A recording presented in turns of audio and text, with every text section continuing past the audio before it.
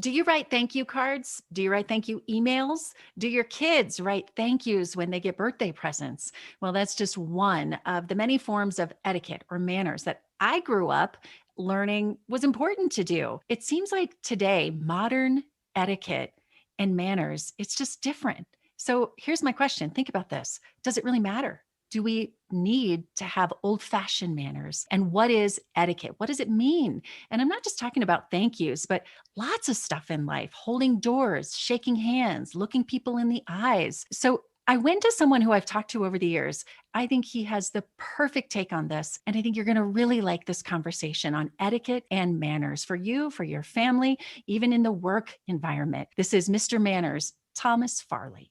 Thomas Farley, Mr. Manners, joining me now all about etiquette today, Thomas. Thanks so much for coming on.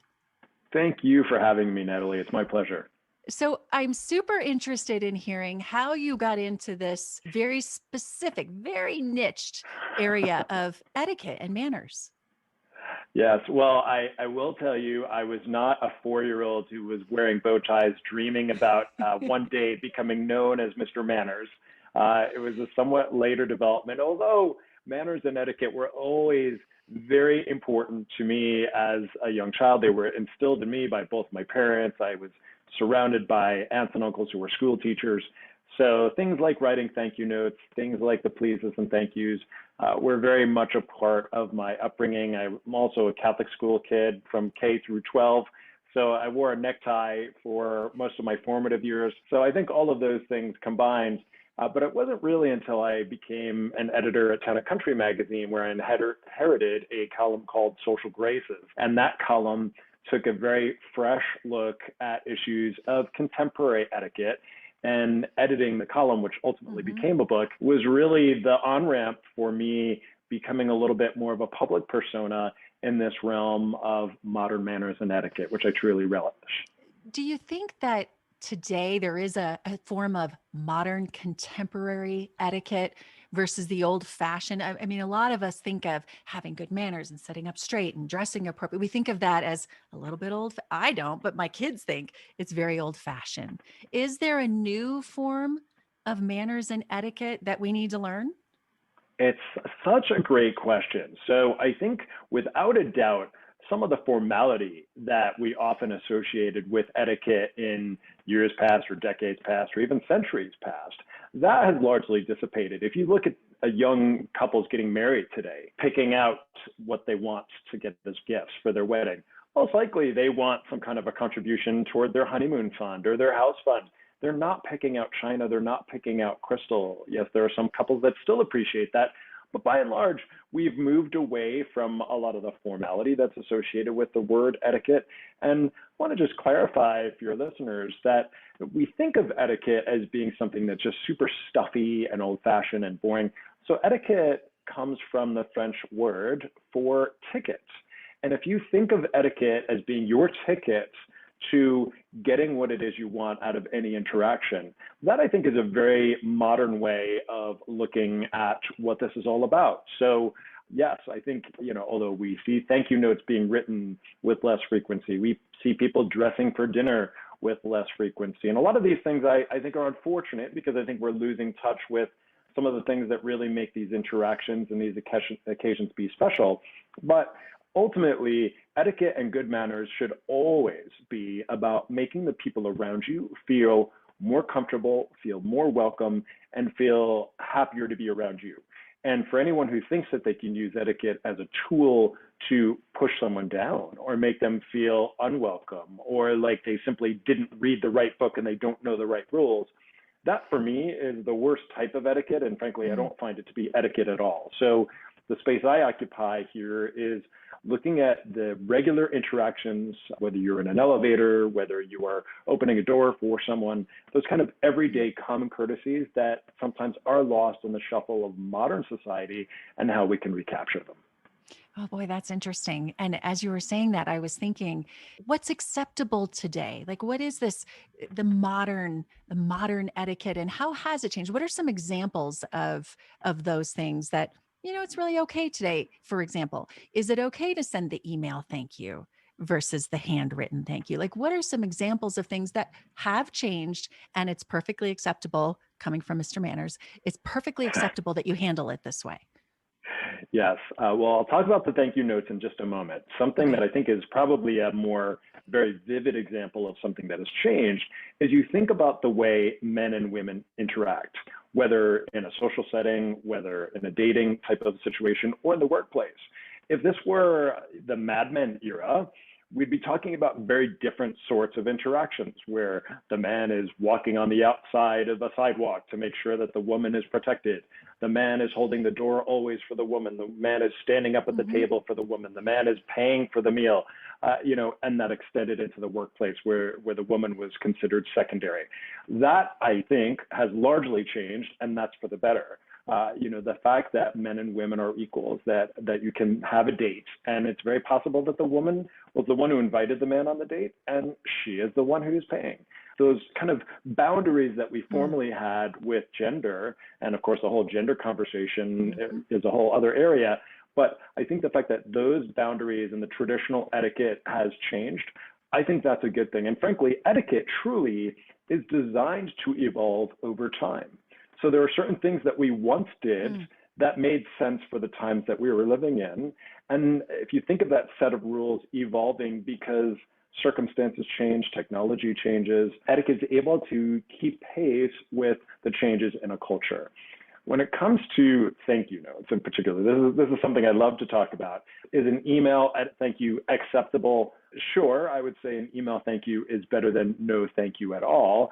Is a text thank you acceptable? Again, better than no thank you at all. However, I would say if you want to be the one who gets another great gift come next year for your birthday next year, if you want to be the one who gets invited back for the dinner party again, you really want to go for the gold. You don't want to go for the lead. Mm. So I think ideally, depending on the occasion, say it's a dinner party, you're going to follow up the next day with a phone call. Say, Natalie, thank you so much. What a lovely dinner. Your beef tenderloin was just beyond compare. I can't remember the last time I had such a lovely evening, and the guests you invited were just delightful as well. Okay, so that's the next day phone call.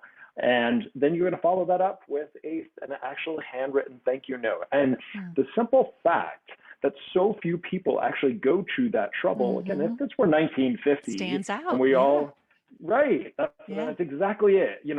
This is back in the days of yore where everyone had their personally calligraphed note cards, and, you sending a thank you note would be no big deal because that's what everybody would do anyway. You, this time in this era, sending a thank you note, somebody really says, wow, look, this person went to the trouble. And I think for anybody who says, I'm too busy, I love the idea of a thank you note, but I simply don't have time. If you think about the amount of time it takes to shop for the perfect gift, even if you're just shopping on Amazon, the amount of time it takes to Mm. prepare and cook and clean for a dinner party, the fact that you as the recipient of someone else's generosity can't find, and we're really only talking about 2, 3, 5 minutes Yeah. max to put pen to paper and write a note, I think says something about your priorities. And I think we need to reprioritize the thanking in a more tangible way because those thank you notes, they get pinned to the cork board, they get stuck up on refrigerators. A text, you see it and it's You forgotten delete moments it. later. Yeah. That's right. Well, Exactly. it really makes me think of just where we are in our world today, that especially I worry about this because I have 3 kids. And I think a lot of families, they think, what are we teaching our kids? What values? So it's about the thank you. It's about doing the right thing. But more importantly in that, to me, it's kind of what's behind it. Like I'm grateful for you. I'm so Yes. grateful you invited me to not just I Yeah. have to do this because my mom said I have to, and it's the birthday thank you or what maybe when they're young, it's like, oh, do I really have to write? Yes, you have to write these thank yous because what we're really doing is we're teaching these values of we are grateful for these people who do things for us and invite us to their homes and reach out to us in difficult times and all of that. I mean, it's really a much more core issue to me than just the physical thank you or the email or anything like that. It's so true. And I think if you're not able to convince your audience, not your listening audience, but the audience, whether it's your kids or your spouse, that you're trying to say, come on, just sit down and write this thank you note, get it over with. If you're not able to convince them, especially when they're younger children, I think a great way to break through is to give them the motivation that, if you write this thank you note, the likelihood that you will get a really nice gift again next time is greater, right? That's your incentive. Now, that's not, that selfish incentive is not the reason that we should be writing a thank you note. But if you're trying to persuade a youngster about the why, this is a great reason why. Whereas if you skip it entirely and say, I'd rather go outside and play softball, I don't feel like writing the thank you note. Well, you know what? Next year, next birthday, Don't maybe expect there won't be anything. a present for you, right? Yeah, Exactly. sure. If it's about the thing for them. But again, teaching those values. So thank you notes Yes. seem to be a big topic. Let's talk, since we're online and a lot of things have moved online and will probably stay online. I mean, here we are doing this interview. We would have probably done in the past in person, which was nice, but it's become more simple. Let's talk about online etiquette and manners. Are there things that you have found through the pandemic that are just wrong? They're happening the wrong way online. Yes. Well, when we talk about online, there are so many different ways that we can connect online, and of course, one of those being email. And email probably would be a topic for a whole other conversation. But I think people have been making huge mistakes with respect to the way they correspond electronically for a long time, which is kind of funny when you think about the amount of practice that all of us have had with email. Email has been around for 30 years probably at this point.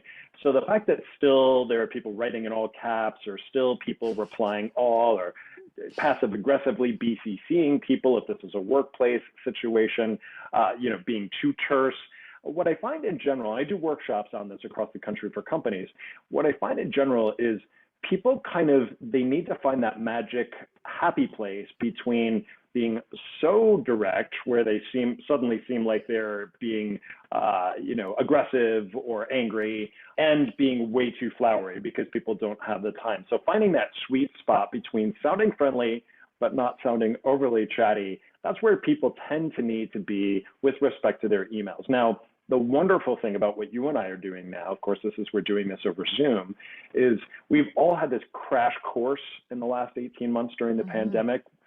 Some people who had never, grandparents who had never been on a video conference, suddenly are FaceTiming and Zooming and Teamsing and Google Hangouting. And so we've all of us had a crash course in hosting our own talk show. And by that, I suggest that people think about, what are you wearing when you're showing up on camera? What does your set look like? Do you have a gigantic laundry basket behind you filled with laundry over your shoulder? But those are cosmetic things.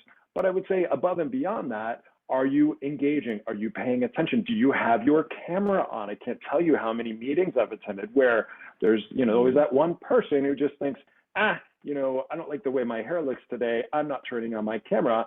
And there's everyone else, shining faces looking straight on at their camera. And that one person who I equate to the person in that detective show who's behind the two-way mirror looking in at the suspect. So they can see what's going on in the room, but nobody can see them. I find that highly considerate. So a lot of lessons to be learned during the pandemic with respect to our virtual presence. That is a great point. I mean, it's a lot easier to not get up and get ready or take the laundry out from behind you, or multitask while everyone else is paying attention so they don't want the camera on. Exactly. That's interesting. It is a new way of looking at online etiquette. Weddings, boy, the onslaught of weddings. Everybody's getting married, or at least having their receptions now, because maybe the wedding took place during the pandemic. How are you finding wedding etiquette and changes and things we should be considering now coming out of the pandemic? And, every weekend there's now a wedding. Are you seeing that That's too? right. Yeah, so I think it's a combination of things. I think, first of all, we've got a certain degree of people who really feel just still a little bit socially awkward and uncomfortable going to large gatherings. We've had a year of essentially hibernating in our homes, a year plus of hibernating in our homes. Suddenly now and I live in New York, where it's been slower to return, but I think more or less now we're somewhat back to normal. People who were perhaps a little bit of introversion before are still feeling like, gosh, I wish I could go back to the hibernation, and now being called out of hibernation by friends and family that want to see them. So there's that kind of the level one of this, which is that reacclimatizing ourselves to what it's like to be around other people again, to dressing up again, to How do I greet someone? Is it appropriate to shake hands? Should I kiss hello? Should I hug? So there's that awkwardness. And then just in general, weddings, which of course always bring a whole host of etiquette questions. The big issue there is, how do I possibly afford and how do I fit in all of these weddings suddenly that were rescheduled from last year that are now happening either this year, or it sounds like 2022 is going to be just the Huge. mondo year for weddings. So, for the guests, how nice to be in demand, how nice to have folks that want you to celebrate their big day with them, or, maybe there was a small wedding and, as you say, they're just doing the reception for a bigger group now. I think people have to remember that if you are not able to either attend a wedding because it's a destination wedding and it's too far, or you simply cannot afford to perhaps be in a wedding party, because we know that Yeah, carries with it a sure. huge expense. Hmm. And your younger listeners, they may be asked to be in 3 or 4 or more wedding parties, let alone the wedding itself. It's a lot. Uh, Yeah. it's a lot, and you almost need to take a second mortgage on the house that you don't have to be able to afford all this wedding participation. So I always tell people, do not be afraid to politely decline an invitation to be in a wedding How party do you if you do that simply feel politely? I don't know. honesty. Honesty. Always. Yeah. I'd so love to be there to support you. I'm honored beyond belief that you've asked me to be a part of this. I simply, my finances right now are just not such that I'm able to participate in the way that I know that I would want to. Mm. I hope you understand this is no reflection on you. I think the world of Yeah. you and your betrothed and your fiance. It's Perfect. just Yep. not something I could do at Yeah. this time. Yeah. Can I go back to something you mentioned? Because I think this applies to weddings. It's back to social gatherings where it's that uncomfortable moment of, I really want to give you a hug, but I don't want to make you uncomfortable. And traditionally, of course, we would shake people's hand. I'm Yeah. okay with that now. Some people are not okay with that now. I see the Yes. fist bump all the time. Like, what's appropriate? Do you ask people when you see them for the first time, but then you don't want them to feel like, well, I can tell you want to give me a hug, but I really don't want you to. Like, how do we deal with that? That's going to change potentially our world for a long time. Yes, I think it will. It has changed our world, and I think we will see those changes lasting. Honestly, the fist bump and the elbow bump, I thought were going to be, gone like the dodo the second the pandemic was gone. But they They're seem to be not. hanging on, and yeah, Mhm. and I think they will. I think something that we've all learned as a result of this pandemic is how germy something like a handshake can potentially be, and you Mhm. deal with that as you wish. But there have always been people who say, I'm just a hugger, versus the person who says, I'm really not comfortable with hugs, or, handshakes creep me out. I hear about that a lot pre-pandemic. So once again, the pandemic gave people a great defensible reason for not hugging or not shaking hands. Now that excuse is gone. So I think, as you say, I think there's usually that awkward little banter that happens before we greet one another. I Got to know see what some the body occasions, language is going to be. Like, are they yes, moving in closer? Are they reaching out their hand? And everyone's just yes. waiting for the other to do something. Exactly, exactly. I have seen some weddings where they're actually doing bracelets that are color coded. So green is, I'm a hugger. Come on over and give me a great bear hug. Onto, scarlet red is stay 6 feet Leave me away. alone. Right, wave from across the room with your mask on. That's new So to I think me. that's helpful. Yeah. I guess it is, so you don't have to say it. But do you think it's appropriate to say something, or just kind of look them in the eye and acknowledge? Or is it appropriate to say, because even if you do say, "Can I give you a hug?" I don't know that the other person's going to respond with, "No, you really can't give me a hug." Right. So I think good etiquette, and this is what this conversation is truly all about, right? Is Yeah, about making both parties feel it comfortable. is. Yeah. And if there's one thing, I may want to give someone a hug, or I may want to give someone a handshake, but do I really want to do that if I knowingly am going to be making them feel uncomfortable? Mm, No, absolutely not. So if either side senses that, then you should back off. And I think nobody should say, "Oh, come on, let's not be silly." yeah. That's not good etiquette. Yeah. So respect, Yeah. even if it's just the perceived standoffishness in the body language. Yep. Their words may be saying There's one a thing, but their reason. body language is saying something else. That's probably my favorite thing from today that you said. That true etiquette is about making people feel comfortable, making them feel good, making them feel appreciated, all of that. That's just a great way to remember when you don't know, do what's going to feel right and make someone else feel good. I love That's that. it. That's it. Okay, I've learned so much today. Thank you. Oh, I do have a question from a listener. Sure. Is it appropriate for women to give a firm handshake? Not only is it appropriate, and again, let's talk about this outside of the issue of the pandemic, as we just discussed. There are still handshake As if issues everybody's good potentially with a there, but handshake. Yeah. Yeah. yes, exactly. 100%.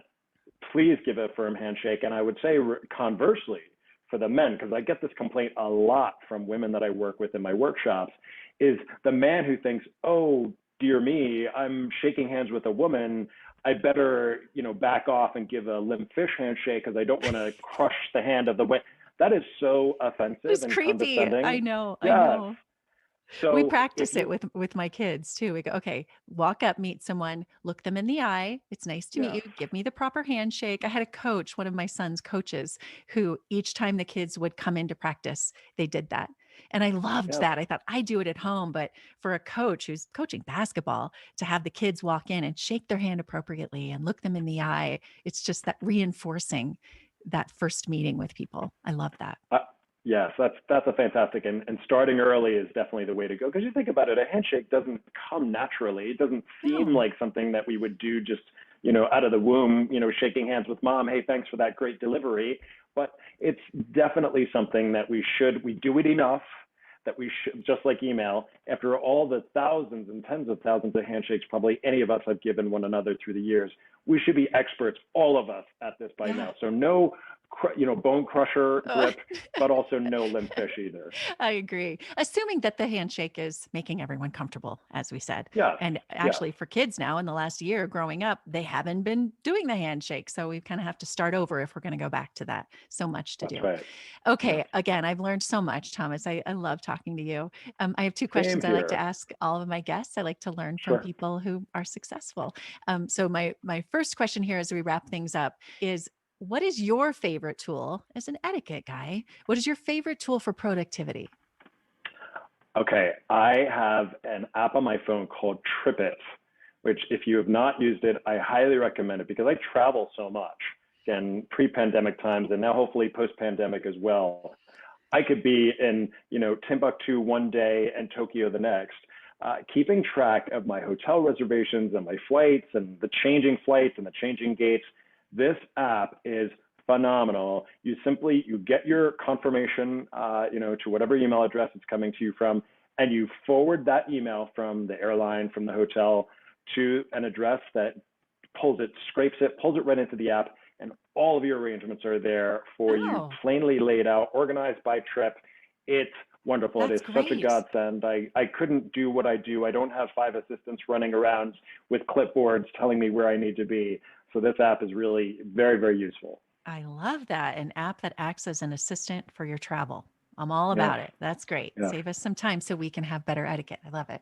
Okay. So, my next question is, when did you know your purpose? I mean, you mentioned you grew up in a more formal setting, Catholic school, but when did you really know your purpose? Yes. So I think that if we can say my purpose was what we've talked about during this conversation, meaning that I'm known as Mr. Manners, that I'm out there in the media speaking about these issues. It was really during my time at Town and Country. I was a features editor, and I had columns. I wrote about celebrities. I wrote about travel. This was one facet of what I did, was this column. And yet the response to the column was consistently so overwhelming. We wouldn't really get letters for any of the other things that we'd write about. You'd do a travel story and say, oh, those photos were beautiful. There was something about Mm, the Social Graces column at Town and Country, which I was editing, that just reached people in a mm, different way. It was so unexpected. Again, it wasn't your grandma's etiquette. It was, the very first column I had the occasion to edit when I joined the magazine was on breastfeeding in public. And you think, my gosh, the etiquette doyens would shudder at that topic if this were 100 years ago. And yet here we were presenting contemporary modern issues that resonated with people, that mhm. people had questions on. If I'm teaching you something that you can use once in a lifetime, probably not that valuable. If we're talking about things and I'm teaching you things that you can use the moment you leave a workshop, the moment you finish watching one of my TV segments or listening to this podcast, I feel like I've done my job to help people interact and deal with one another more considerately, giving a happier outcome for everyone. So it was at that point when I saw the response we were getting to the column, which then became a book, that I realized this is something magical and I think I can really make a difference. I love that. I found the same thing in reporting for so many years on health topics and family topics. That's where I got the greatest response. There was always the fires and the crime and all of that, but where you really got the response is where you make a difference, where you Yes. change people's lives. And Yes. I'm so glad you found that. And it's Thank just been a you. joy to talk to you. I It appreciate sure you. has, Natalie. Thank you so much for the interview and for the invitation. Where can people find you if they want to learn more and follow you? Sure. Thank you for that. I'm Mr. Manners, Mr. always being spelled out, Master Manners, on Instagram, on Twitter, on Facebook, on Clubhouse. And then the website is mrmanners.com. That's hyphenated, mr-manners.com. And I also recently launched a column with the Chicago Tribune called Ask Mr. Manners, which is in Tribune newspapers across the United States, the Daily News in New York, the Baltimore Sun, and so on. So if your listeners have questions, please feel free to send them my way and they may appear in the column. You are the one to ask. All right. Well, thank you again. So good to hear from you. Thank you, Natalie.